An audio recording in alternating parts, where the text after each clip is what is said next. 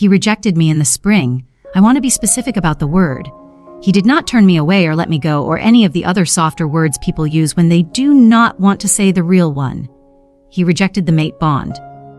Formally, in front of his council, with the language the pact charter required for a formal rejection, precise, legal, permanent. I had been in Caldren territory for 3 weeks. I had felt the bond on the first day. I think anyone who has felt it knows what I mean. The particular recognition, not like meeting a stranger but like turning around and finding something you had not known was missing. He had been across the compound and the air between us had changed, and he had looked at me, and for 3 seconds his face had done the thing faces did when something true arrived that the person was not prepared for. 3 seconds. Then he controlled it. I saw him control it. He controlled it so completely that by the time he crossed the compound and introduced himself, he was simply the alpha of the Caldren pack, civil and formal and entirely sealed. I told myself I had imagined it. I had not imagined it. For 3 weeks, I had been doing my botanical survey, and the bond had been a constant, quiet fact, and I had managed it because managing things was what I did, and because I was not there for the bond, I was there for the northern flora, and I had a job to do. And then the council meeting happened. I was not invited to the council meeting. I was told about it afterward by the pack's second, who had the decency to look uncomfortable about what he was delivering. The Alpha of Caldren had formally registered the rejection of any claimed bond with the visiting botanist. The Northern Alliance required him to take a mate from the noble lines within the season. The political necessity of the pack's stability outweighed personal considerations. Personal considerations. That was the phrase. I stood in the Eastern settlement and heard the word personal considerations applied to the most specific and irreversible thing that happened between two wolves, and I felt the bond break. The second time in my life I had felt a bond break. Different from the first time. Not worse. Different. The first time I had been a child and it had been a different kind of loss. This time I understood exactly what it was. I left the territory. I completed the survey sections I could complete elsewhere. I deferred the Northern Ridge work. I told myself I was being practical. I was being practical. I was also not ready to stand on land where the air still had the shape of the thing that had been taken from me. 18 months. I am ready now. I have a job to do and the Northern Ridge is in Caldren territory and I will not let him take my work too. I packed my kit. I sent the formal survey request to the pack office. He approved it. I could not tell from the approval whether he knew it was me or whether someone in the office had processed it without flagging the name. It did not matter. I am going back to finish my work. I am not going back for him. I want you to understand that. I am going to say it again at various points in this story, and I want you to believe me when I say it each time. I went back for the work. What happened after was not what I planned for. It never is. My name is Sansa. Welcome to Sansa Romance Oracle. This is the story of a woman who was rejected and went back anyway to finish her work. A man who made the wrong choice and has been living in it for 18 months. And the 5-year-old daughter who had been in the Eastern settlement and had just come home and who looked at the woman her father rejected and said the thing that changed everything. She said it in front of his wife. She said it in front of the council. She said it without hesitation. She was right. She was always going to be right. Prologue 18 months ago. I need to tell you what he said. Not what the second told me. What Riven said himself. He came to find me the evening after the council meeting. I had already heard. I was in my survey tent at the edge of the compound making notes with the focused efficiency of someone who was filling the space where feeling would otherwise be because the feeling was too large to start feeling yet. He came to the tent. He said, "Elara." I said, "I received the formal notification." He said, "I wanted to tell you myself." I said, "You had the opportunity to tell me yourself before the council meeting." He said, "Nothing." I said, "You had 3 weeks." He said, "I know." I said, "You felt it." He said, "Nothing," which was yes. I said, "On the first day. You felt it and you looked at me, and then you controlled your face and you went to the council and you made the arrangement and you let me think for 3 weeks that I had imagined it." He said, "The alliance is necessary. The pack's stability requires." I said, "Do not." He said, "Elara." I said, "Do not explain the governance to me. I understand the governance. I am asking you to tell me what is true." He looked at me. I looked at him. He said, quietly, I felt it. I said yes, he said, and I cannot. I said cannot or will not. He said both. He said it plainly, not as an excuse, as the truth of it. Both. I looked at my notes. I said, then we are done here. He said, the survey. I said, I will complete what I can elsewhere. I will come back for the northern ridge sections when I paused, when I can. He said, Elara, I am. I said, do not apologize. He was quiet. I said, an apology means you think what you did was wrong. If you think it was wrong, you had 3 weeks to choose differently. If you did not choose differently, then it was not wrong by your measure, and I do not want an apology for something you do not regret. He said, I do regret it. I said, regretting the cost is not the same as regretting the choice. He said nothing. I looked at him. I said, go back to your pack, Alpha Caldren. He went. I stayed in the tent until morning. Then I packed and I left, and I spent 18 months completing every other section of the survey and being practical about the northern ridge and not thinking about the air in Caldren territory and the shape of the thing that had been removed from it. 18 months. I am done being practical about the northern ridge. I am going back. Chapter 1 coming back. The survey approval came through on a Thursday. No personal note, no acknowledgement beyond the pack office's standard administrative language. Approved. Eastern Botanist Survey. Northern Ridge Access. 14 days beginning on the 1st of the month. 14 days. I could complete the Northern Ridge in 12 if the weather held. I packed with the thoroughness I brought to everything. Equipment, reference materials, the 18 months of survey data that provided the context for the Northern Ridge sections. I was prepared for the work. I was not prepared for what had changed. The compound was different, not structurally. The buildings were the same, the paths the same, the particular quality of the light that came off the mountain in the afternoon the same. But there was a different organization to it. Flowers in the formal garden that had not been there before. Decorative rather than practical, the kind chosen for appearance. The main hall had been redecorated in colors that were striking and cold, and entirely unlike the warmth the hall had had before. Someone had remade the compound in her image. I understood this before I met her. I met her in the main hall on the first afternoon. She was tall and pale and dressed in the colors of her house, and she looked at me with the eyes of someone who had been expecting this and had prepared for it. She said, "You are the botanist." I said, "Yes," she said, "Elara Voss." She said my name the way you said the name of something you had been thinking about for a long time and were now looking at. She said, "I am Kasara, the Alpha's mate." I said, "I know." She said, "You were here before." I said, "For an earlier survey section." "Yes." She looked at me with the calculation eyes. She said, "You will be using the Northern Survey Station. I have had it prepared." She said it the way she said everything, with the particular efficiency of someone managing a situation they had already mapped. I said, "Thank you." She said, "The Alpha is in council today. He will see you this evening." I said, "I do not need to see the Alpha. I have my survey approval. I will begin work in the morning." She said, "He will want to see you." I looked at her. She looked back. She said, "He has been expecting you for 18 months. I said nothing. She said, "We both have." She walked away. I stood in the main hall in the compound I had left 18 months ago and thought about both and what it meant that she had used it. I was not here for him. I was here for the Northern Ridge. I went to the survey station. I unpacked my equipment.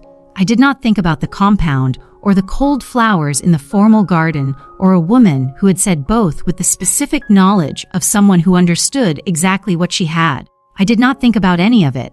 I made my notes for the morning and I went to sleep, and I was entirely practical about all of it. I was mostly successful. Chapter 2. I met Nix on the second morning. I had been in the field since dawn, working the lower ridge sections where the soil composition shifted from granite based to the eastern clay mixture that produced the specific variants of the northern flora I was documenting.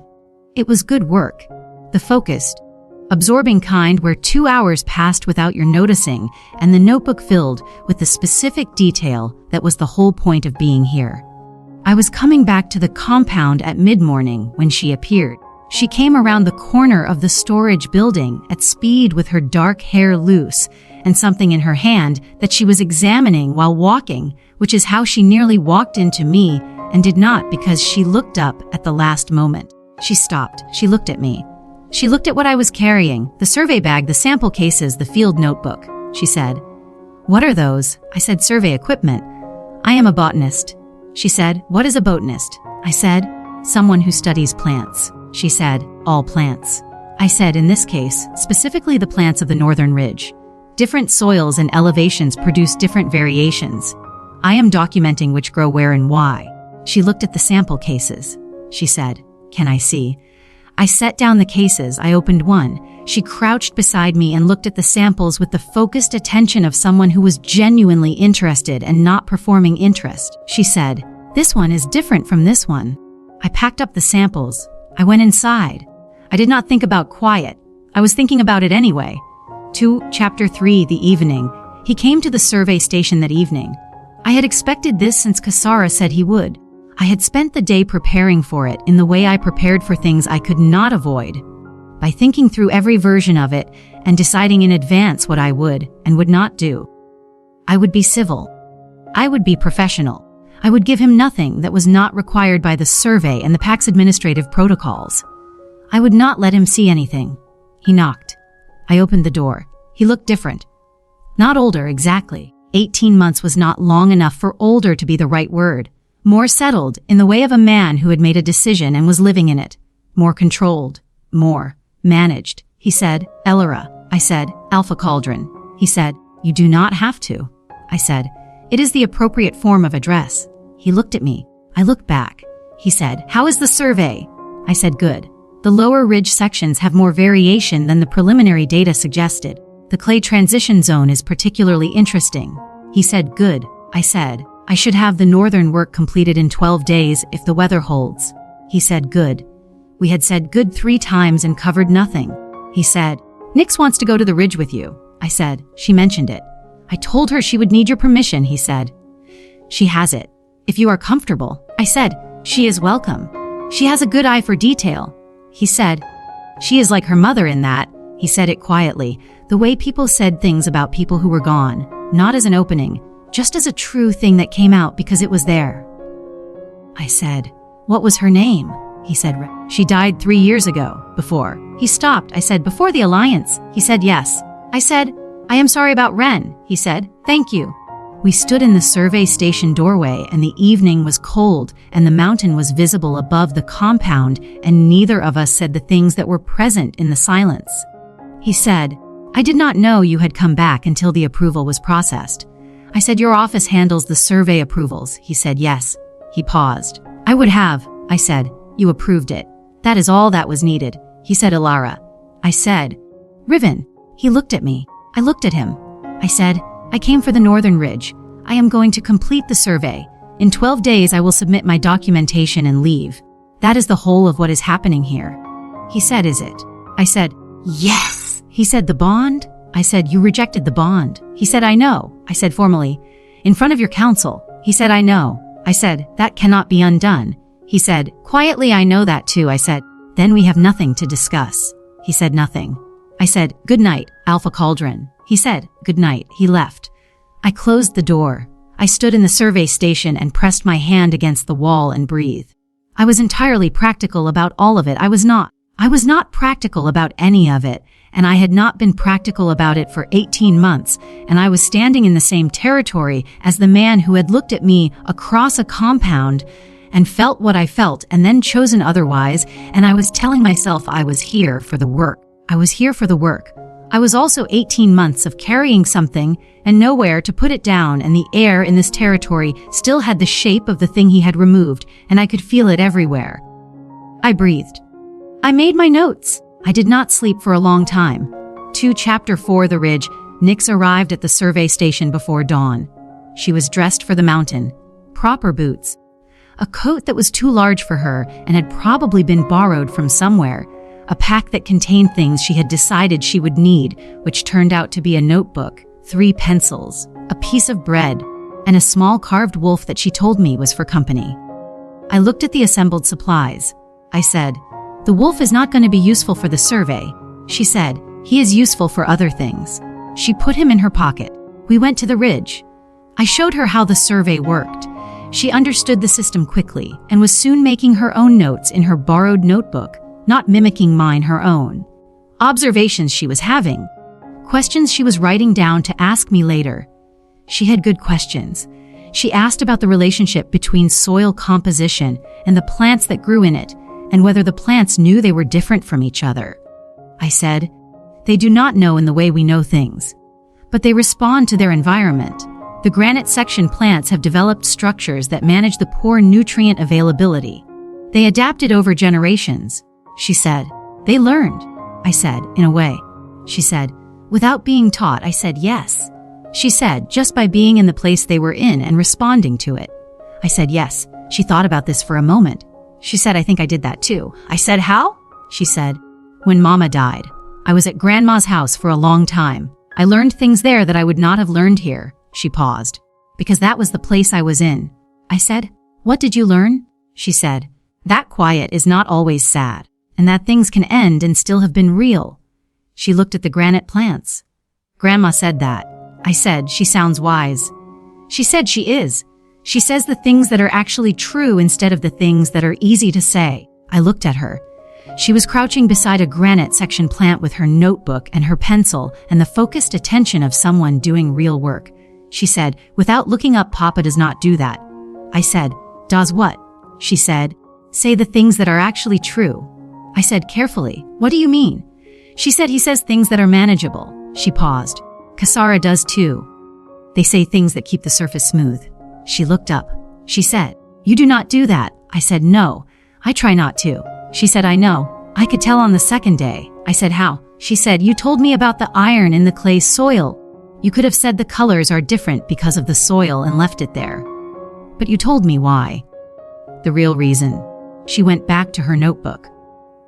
People who tell you the real reason when you ask are the right kind. I looked at the mountain. I thought about a man who had said both and a woman who had said he went quiet twice. I said, "Nix." She said, "Yes." I said, "How long have you been home?" She said, 4 days. I said, "Before that you were at your grandmother's for a year." She said, "Yes." I said, "And before that?" She said, "Here, with Papa." She paused.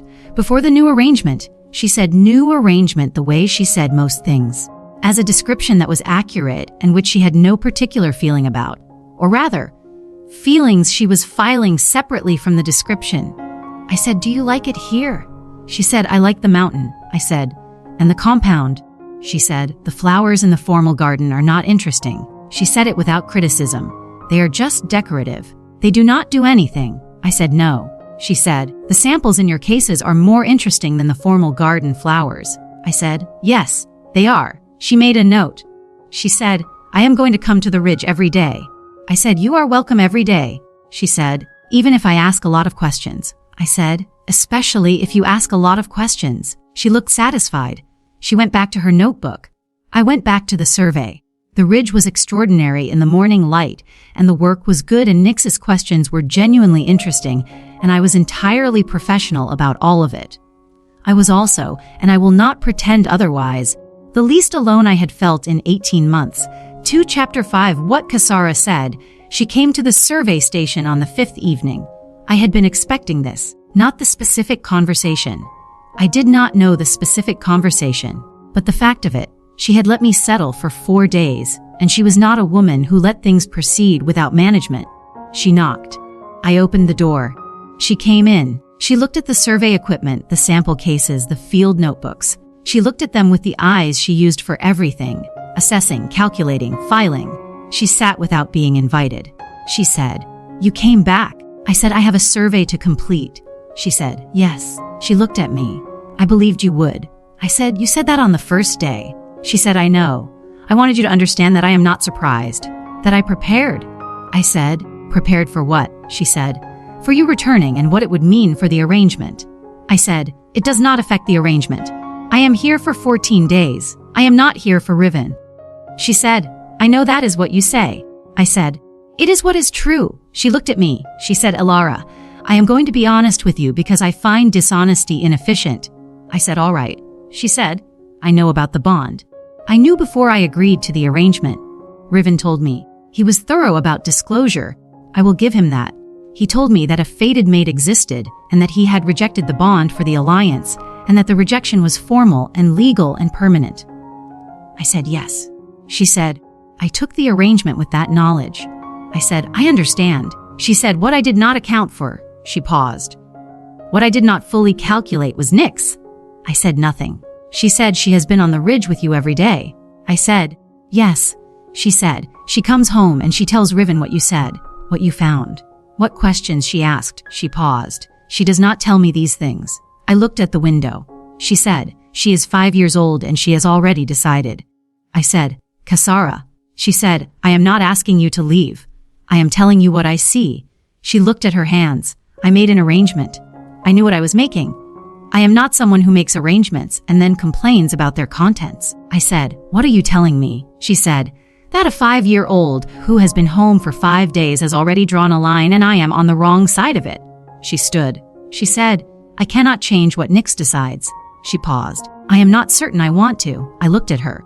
She met my eyes. She said, I am not a warm person. I know this. I have never wanted to be the thing a child organized themselves around. That was not what I came to this arrangement for. She walked to the door. She said, without turning around, he made the wrong choice. I know that. He knows that. He knew it when he made it. She said, I am telling you because you should know that the arrangement was built on a wrong choice and wrong choices have a way of correcting themselves. She left. I stood in the survey station. I thought about a woman who had said I made an arrangement, and I knew what I was making with the specific honesty of someone who had no illusions about any of it. I thought about wrong choices correcting themselves. I thought about Nyx on the ridge asking about things that adapted without being taught. I thought about what it meant that Kasara had come to tell me this. I thought about it for a long time. Chapter 6, the council meeting. I heard about the council meeting the next morning. Not from Riven. From Nyx, who arrived at the survey station before the agreed time with her notebook and her carved wolf and the specific expression she used when she had something to tell me. She said, there was a council meeting last night. I said, what about? She said, about you. I said, Nyx. She said I was not supposed to hear. I heard anyway. She said it without apology. I hear most things. I said, what did they say? She said, one of the council members said the botanist's return was creating instability. He said the alpha needed to ask the botanist to leave. I said, and? She said, Papa said no. I breathed. She said, he said the survey approval was legitimate and the pack was not in the habit of retracting legitimate approvals for political reasons. I said, good. She said, then the council member said the alpha's mate had concerns. I said, what concerns? She said, he said Kasara felt the situation was uncomfortable for the arrangement. She paused. She said, and Papa said. She stopped. I said, what did he say? She said, he said that he had made the arrangement and he understood its terms, and if the arrangement was uncomfortable, it was because the arrangement had been built on something that should have been decided differently. The survey station was very quiet. I said, carefully. He said that. She said yes. She looked at her notebook. She said, then he ended the council meeting. I said nothing.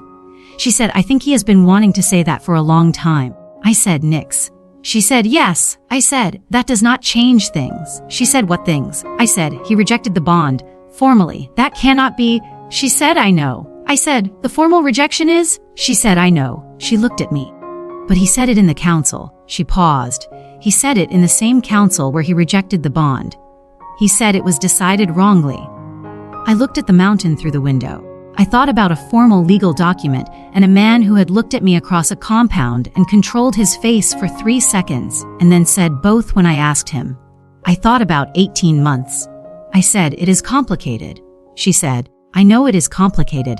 She looked at me with the dark eyes. Grandma says complicated is what grown-ups say when they mean they are scared.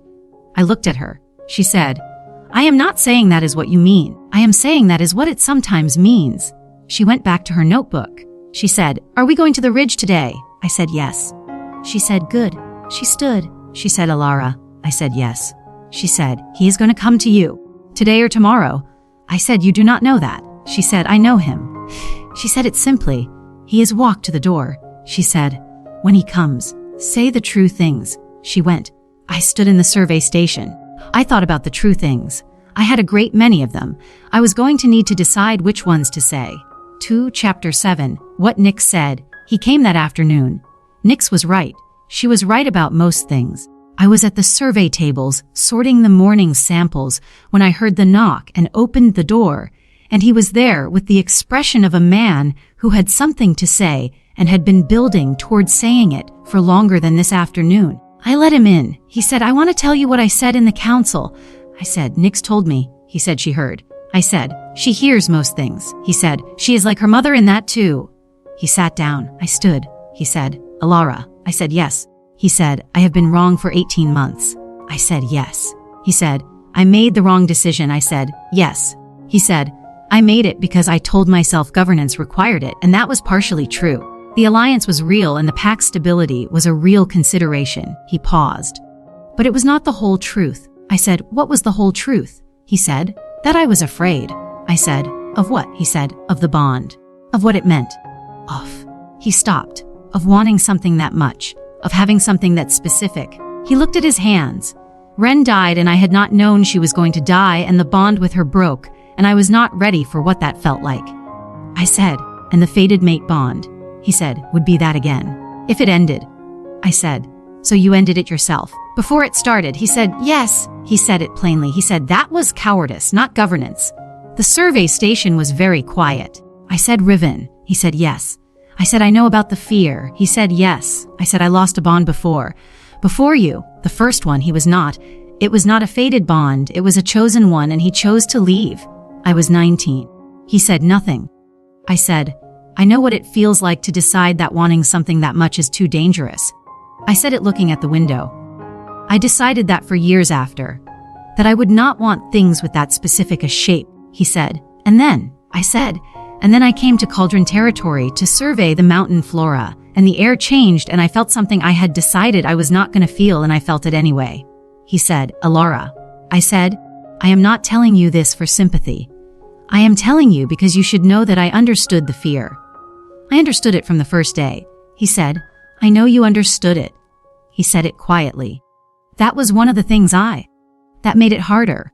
I looked at him. He said, "Most people would have argued, would have pressed, would have come back with the counter-argument." He paused. "You said we are done here, and you packed your equipment and you left. Because you understood." I said, "Understanding something does not mean accepting it." He said, "No."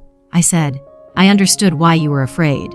I did not accept that fear as a reason to lose the bond." He said, "No, you should not have." The door opened. Neither of us had heard the approach. Nyx came through the door with her notebook and her wolf and stopped when she saw Riven sitting at the survey table. She looked at him. She looked at me. She said, "Are you saying the true things?" I said, "We are trying." She looked at her father. She said, "Papa." He said, "Yes." She said, "I need to tell you something." He said, "All right." She came to stand between us. She looked at him with the dark eyes. She said, "When I came home 4 days ago, I met Kasara." He said, "Yes." She said, "I assessed her." He said, "What did you conclude?" She said, "She is not warm. She is not wrong exactly. She is simply not warm." She looked at her father. "I think she does not want to be the thing people organize themselves around." She paused. "That is not bad exactly. It is just what she is." He said, "Yes." She said, "I also assessed Elara." He said, "And?" Nyx looked at me. She said, "She tells the real reason when you ask.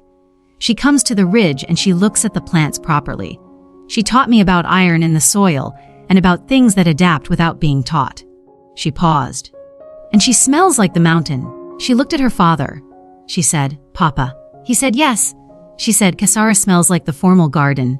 She said it simply. She said, "I do not want to live in the formal garden." She paused. "I want to live on the mountain." The survey station was completely still. He looked at his daughter. He said, "Nyx." She said, "I am 5 years old and I know what I want." She looked at him with the absolute certainty of a child who had been at her grandmother's for a year learning things that adapted without being taught. "I want the mountain." She looked at me. She said, "You are the mountain." She said it the way Pip had said mama and May had said hello and Senna had said papa in a dark doorway. As the truest thing, as something that had always been true and was now named. I pressed my hand over my mouth. He looked at his daughter. He looked at me. He looked at the window and the mountain beyond it, and then back at his daughter who was waiting with the patience of a 5-year-old who had said the thing and was now simply waiting for the grown-ups to understand it. He said, "Nyx." She said, "Yes." He said, "Give us a moment." She said, "Yes." She went to the corner. She sat down. She opened her notebook. She looked at her father. She said, "I am not leaving." He said, "I know. She said, I will be quiet. She was quiet. He looked at me. I looked at him. He said, she is right. I said, she usually is. He said, I have been wrong for 18 months. I said, yes. He said, I rejected the bond for fear and I called it governance, and I have been living in that decision, and it is the worst thing I have ever done. I said, yes. He said, I cannot undo the formal rejection. The charter does not. I said, I know. He said, but the charter has a provision for rebinding, if both parties consent. If the original rejection is formally acknowledged as made in error. He paused. I looked it up. Last night. I looked at him. He said, I looked it up because I have been thinking about it since the council meeting, and before that, since the approval came through, and before that, since approximately 16 months ago when I understood that I had made the wrong decision, and I did not know what to do with that understanding. I said, Riven. He said, yes. I said, 16 months. He said, yes. I said, you understood it was wrong in the second month. He said, in the first month. He looked at the table. By the second month I knew. I looked at the corner where Nyx was being quiet. She was being quiet with enormous focus. She was also watching everything. I looked at the man across the table. I thought about 18 months. I thought about the northern ridge and the work I had not let him take, and the territory I had come back to anyway, and the air that still had the shape of the thing that had been removed. I thought about what Kasara had said. Wrong choices correcting themselves. I thought about what Nyx had said, the mountain. I said, I came back for the survey. He said, I know. I said, I told myself that every day. He said, I know. I said, I was not entirely honest with myself about that. He said, no. He looked at me. I noticed. I said, you noticed. He said, you said you were here for the work. You looked at the mountain when you said it. I said, the mountain is part of the work. He said, you looked at it the way you look at something you are glad to see again. I said, nothing. He said, Elara? I said, yes. He said, I am going to ask you something and I need you to answer it honestly. I said, ask. He said, are you here for the survey? I looked at him. I thought about the honest thing. I said, I am here for the survey. I said, and I am here because I have been carrying something for 18 months and I could not put it down. And this is the only place where the putting down was possible. And I told myself the work was the reason, because the work was real. And I did not want to hope for the other thing. He said, what other thing? I said this. I said it quietly. This conversation. You saying you looked it up? He said, the rebinding provision. I said, yes. He breathed. He said, I am going to need time to manage the arrangement, to end it correctly, to be honest with Kasara and with the council. I said, I know. He said, but I want you to know, before you finish the survey and before anything formal happens, I want you to know what I want. I said, tell me. He said, I want the rebinding. I want the mountain. I looked at you across the compound 2 years ago, and I felt something specific, and I controlled my face, and I have spent every day since managing the consequences of that one decision, and I am done managing it. He said, I am done choosing fear over what is true. I said nothing for a long moment. Nyx said from the corner, without looking up from her notebook, she said, finally. She said it the way they all said it, as the conclusion that had proceeded correctly, as the thing that had always been going to happen, just arriving on schedule. He looked at her. She looked at her notebook. She said, I was right on the first day. He said, yes. She said, it took you 18 months. He said, almost 2 years. She said, that is a long time. He said, it is. She said, you should be faster next time. He looked at me. I looked at him. He almost laughed. I was close. Very close. Nyx said, that is better. She went back to her notebook. She was right about most things. She had always been going to be right about this. Chapter 8. What Kasara decided. She came to him that evening. I know this because Nyx told me in the morning with the thoroughness she brought to significant events. Kasara had come to his study. She had sat across from him. She had said, I know what you are going to do. He had said, I need to explain. She had said, you do not have to explain. I know what you are going to do and I know why. He had been quiet. She had said, I told you the arrangement was built on a wrong choice. I said that to the botanist 2 nights ago. You were not supposed to know I said that. He had said, why did you say it? She had said, because it was true. She paused. And because I am not a person who wants something built on a wrong choice. I told you when we made the arrangement that I was not doing this for warmth. I was doing it for position and alliance and the thing that came with being the alpha's mate. He had said yes. She had said, what I did not account for, what I told the botanist, was the child. He had said nix. She had said yes. She paused. I did not want to be the thing she organized herself around. She made that clear very quickly. 5 days and she had already decided. He had said, she is perceptive. She had said, she is honest. There is a difference. Perceptive means they see things. Honest means they say them. She sees things and she says them. That is not the same quality I brought to this arrangement. She had looked at him. She had said, I am going to release the arrangement. He had been very still. She had said, not because you ask, because I am making the correct decision with the information I have. The arrangement was made to satisfy the Northern Alliance. The alliance does not require our mating to continue indefinitely. It requires the stable relationship between Caldren and the Northern houses. I can renegotiate the alliance terms. He had said, Kasara. She had said, I am good at negotiation. It is one of the things I actually am. She had stood. The formal release will take 2 weeks. I will begin the Northern House conversations tomorrow. He had said, why are you doing this? She had said, because the child wants the mountain. She had said it simply, and I do not want to be what stands between a child and the thing she needs. She had left. Nix told me this the next morning with the focused detail of someone who had heard every word and filed all of it. I said, how did you hear this? She said, Papa's study door does not close completely unless you pull it hard. He does not always pull it hard. I said, Nix. She said, I know. She said it without apology. Some information is important. I said, what did you think about what Kasara said? Nix was quiet for a moment. She said, I think she does not warm and she does not want to be and she is honest about it. She paused. That is a kind of respect. She said it the right way even when the right way was not the easy way. I said, yes. She said, I think she will be all right. I said, I think so too. She said, not here. She paused. Somewhere where being not warm is useful and they do not need her to be the mountain. I said, yes. She looked at me. She said, you are still here.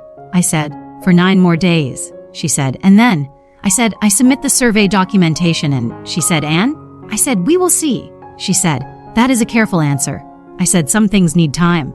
She said, not too much time. I said, no, not too much. She was satisfied. We went to the ridge. Chapter 9, the Northern Ridge. The work was good. I want to say that clearly because I think sometimes in Sin stories like this the work becomes a backdrop for the rest of it, and the rest of it was significant, but the work was also real and good, and I had been waiting 18 months to finish it. The Northern Ridge had the most extensive variation of the Alta mountain flora I had documented in 6 years of survey work. The elevation gradients produced transitions every 100 meters that were unique to this specific mountain, and the combination of the granite base, the clay intrusion zones, and the particular water table created an ecosystem I had not seen replicated anywhere else in the survey territory. I documented it with the fullness it deserved. Nix came every day. She had her own notebook now, a proper one, not borrowed. Riven had given it to her on the 4th day. She had not told me this. He had apparently simply left it outside the survey station with her name on the front. She showed me on the 5th day. She said, Papa left it. I said, that was thoughtful. She said, he is trying. I said, yes. She said, he does not always know how. She said it the way she said most things. Without judgment, just fact. Grandma says that about him. She says he learned to manage things after Mama died, but he forgot how to just do things. I said, what is the difference? She said, managing is from a distance. Doing is from close up. She looked at her notebook. He is trying to do things close up again. I said, yes, I can see that. She said, the notebook is close up. I said, yes. She said, he leaves things outside the station sometimes, not just the notebook. I said, I know. I have been finding them. She said, small things. I said, flowers from the lower ridge. A piece of interesting bark. She said, he gets up early. I said, yes. She said, he goes to the ridge before the survey station and he finds things and he leaves them. I said, I know. She looked at her notebook. She said, he has not done that in a long time. I said, done what? She said, found things for someone. She paused. Mama used to leave things for him. He is learning to do it the other way. I looked at the mountain. I thought about pieces of bark left outside a door in the early morning. I thought about a man learning to do things close up again. I said, Nix. She said, yes. I said, what was your mother like? She said, she was warm. She said it the way she said true things. Very warm. And she laughed loudly and she asked questions about everything and she was not afraid of most things. She looked at the ridge. She said, Papa loved her very much. I said, yes. She said, she would not want him to stop. She paused. I know this because she used to say that about other things. She would say, just because something ends does not mean the living stops. I said, she sounds. She said, she was right. I said, yes. She said, just because something ends does not mean the living stops. She said it the way her grandmother had said it, as the thing that was actually true. She went back to her notes. I went back to the survey. The mountain was extraordinary in the morning light. I had been wanting to finish this work for 18 months. I was nearly done. I was going to miss it when it was finished. I was going to miss more than the work. I knew that. I had known it since the first day back. I had been practical about it. I was running out of practical. Chapter 10. The last morning 12 days. I had said 12 days if the weather held, and the weather had held and the survey was complete, and I had the documentation, and I had everything I came for. I was at the survey tables making the final organization of the data when the knock came. Not Riven's knock, Nyx's knock. She came in with her notebook and her wolf and stood in the middle of the survey station and looked at the packed equipment cases. She said, "You are done." I said, "Yes. The survey is complete." She said, "Today?" I said, "I will submit the documentation from the settlement offices. I can leave today." She said, "Will you?" I looked at her. She looked at me. She said, "Elara." I said, "Yes." She said, "I want to ask you something and I want you to answer it honestly." I said, "Ask." She said, "Are you going to come back?" I breathed. I said, "Nyx." She said, "I know about the rebinding. Papa told me last night. He told me he was going to ask you. He said he wanted to tell me first." I said, "He told you." She said, "He said I had the right to know because it would change things for me too." She looked at me. "That is a close-up thing. He is getting better at close-up." I said, "Yes." She said, "Are you going to say yes?" I said, "That is complicated." She said, "I know it is complicated." She looked at me with the dark, thorough eyes. "But is it complicated like it might not happen or complicated like you are scared?" I thought about a 5-year-old who said grandma says complicated is what grown-ups say when they mean they are scared. I said the second one. She said, "Why are you scared?" I said, "Because I have been carrying something for 18 months, and I came back here to put it down and it is still here and he is still here, and I do not know what happens if I say yes and it goes wrong again." She said, "What do you think happens?" I said, "I do not know." She said, "Do you know what happens if you say no?" I said, "I go back to the survey territory. I complete the next sections. I do the work." She said, "Is that what you want?" I looked at the mountain through the window. I thought about 18 months. I thought about the air in this territory and the shape of the thing that had been removed from it. I thought about pieces of bark left outside a door in the early morning by a man learning to do things close up again. I thought about just because something ends does not mean the living stops. I said, "No." She said, "No, it is not what you want." I said, "No, it is not what I want." She nodded. She went to the door. She said, "He is at the compound gate." I said, "What?" She said, "He went there this morning. He said he was going to wait until you came out." I said, "He is waiting at the gate." She said, "He has been there since dawn." I said, "Nyx." She said, "Yes." I said, "Did you tell him I would be leaving today?" She said, "Yes. Last night." She said it without apology. He needed to know. I looked at her. She looked back. She said, "Go say yes." She said it the way they all said the things that were true. Simply. As fact.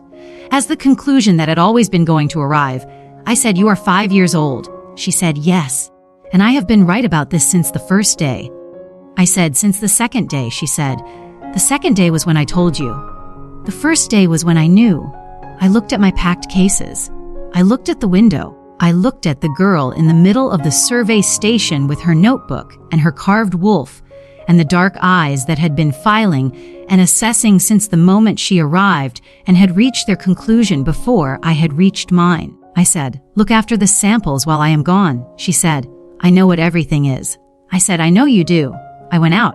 The morning was cold and clear, and the mountain was visible above the compound in the specific way it was visible when the air was at its most honest.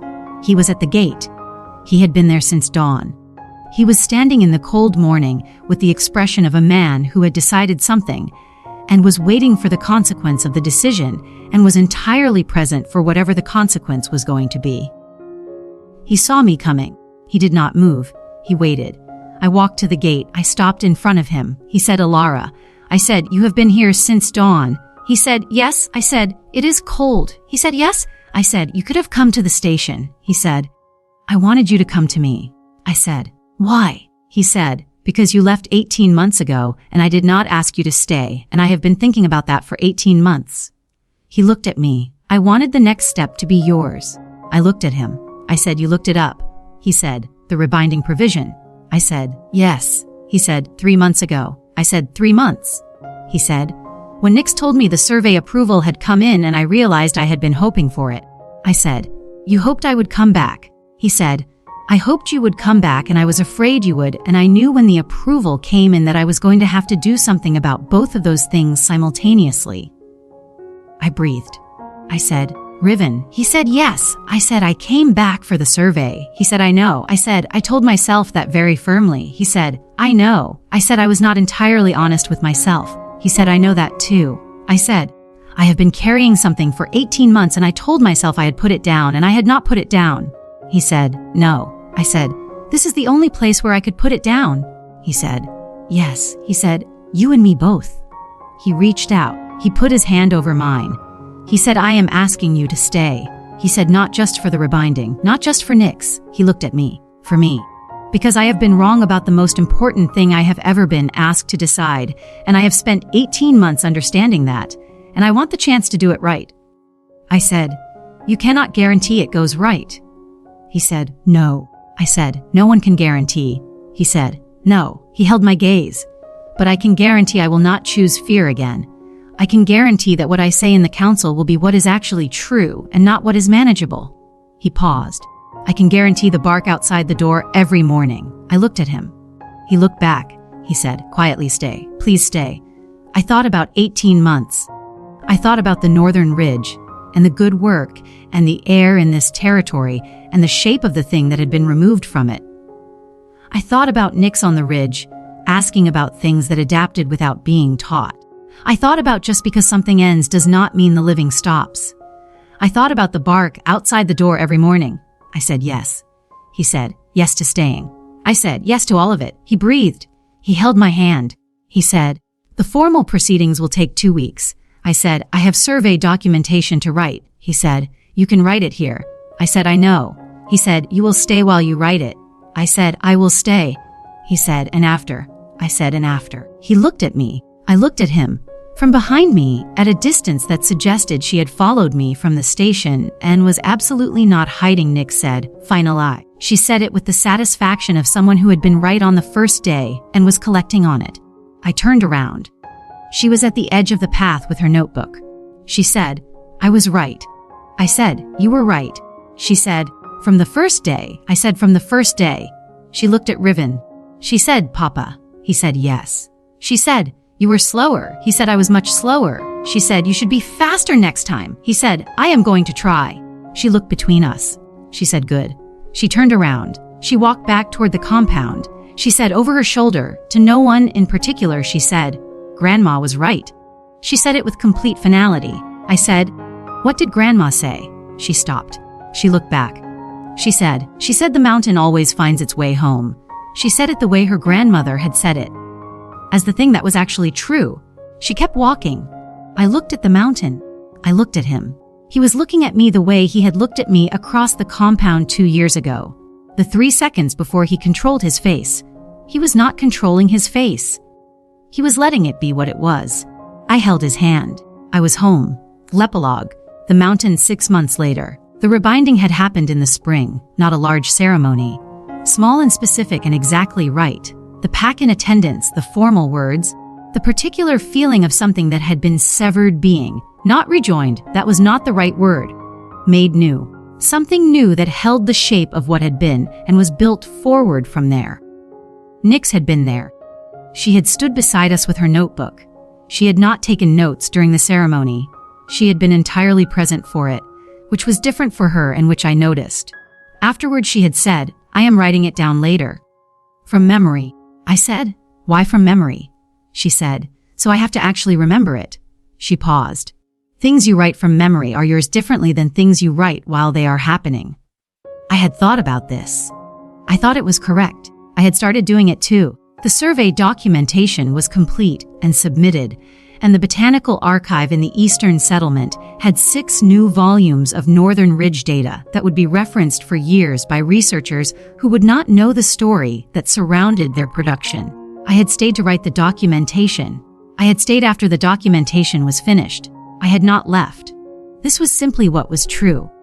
I worked out of the survey station still, not as a base camp but as an office. The mountain flora required ongoing documentation, and the Caldren territory had more flora than 6 years of survey work had addressed, and I had enough work here for as long as I wanted to stay.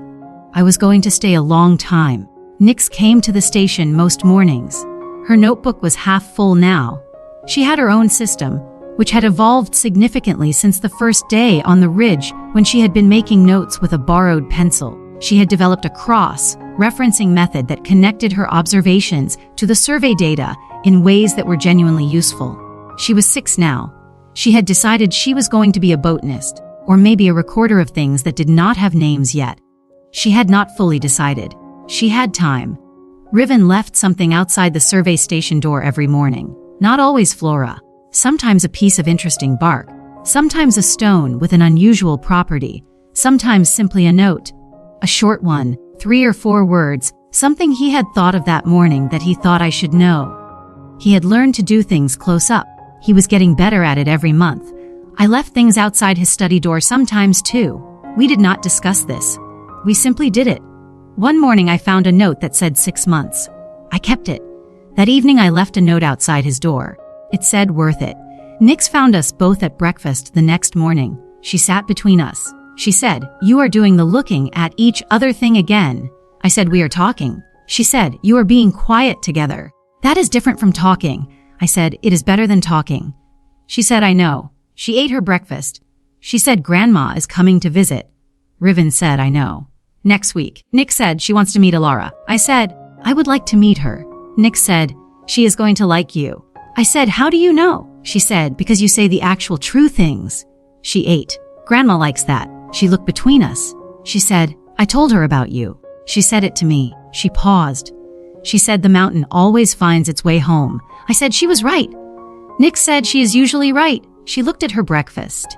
She said, like me. She said it with complete satisfaction. She went back to eating. Riven looked at me. I looked at him. Outside the window the mountain was visible in the morning light, the northern ridge where the clay met the granite, and the flora grew differently because of it, adapted without being taught, finding their way in the specific soil of the place they were in. The mountain was always there. It always found its way home. Nyx had known that. She had known on the first day. She had been right. She was generally right. We were all getting better at understanding that. That is the end of he rejected his fated mate to marry a noble. His daughter chose her instead. If the moment Nyx stood in the survey station and said you are the mountain and meant it as the whole and complete truth, if that reached you, you are exactly the person I make these stories for. More stories are on this channel from Collection 1. This is Story 14, the opening of Collection 2. Start from Story 1 if you have not. A silver coin, a dark forest, a corner chair, a mountain. The children always know. They always have. My name is Sansa. I will see you for the next one.